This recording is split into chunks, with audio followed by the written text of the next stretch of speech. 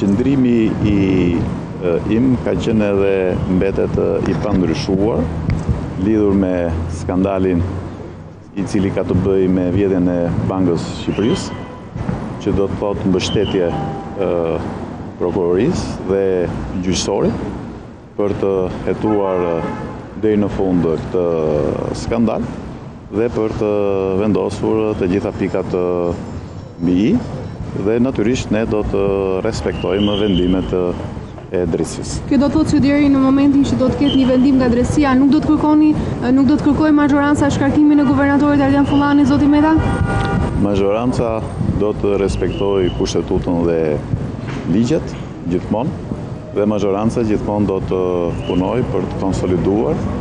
pavarësinë e Bankës Shqipërisë dhe për të rritur integritetin dhe besueshmërinë e saj, dhe do të bashkëpunoj gjithmonë ngushtë për këtë qëllim, edhe me partnerët tanë kryesor ndërkombëtar, si me Fondi Monetar Ndërkombëtar, si me Bankën Botërore dhe natyrisht edhe me Komisionin Evropian. A ishte ky arrestim, zoti Meta, një sinjal se drejtësia më në fund në Shqipëri po funksionon, dhe është koha për të nisur tashmë reformën në drejtësi, dhe do të kërkoni në këtë pikë edhe bashkëpunimin me Presidentin e Republikës? Padyshim që reforma në drejtësi do të ecë përpara, dhe sigurisht që bashkëpunimi me të gjithë institucionet kushtetuese është i nevojshëm, është i domosdoshëm dhe duhet të jetë reciprok.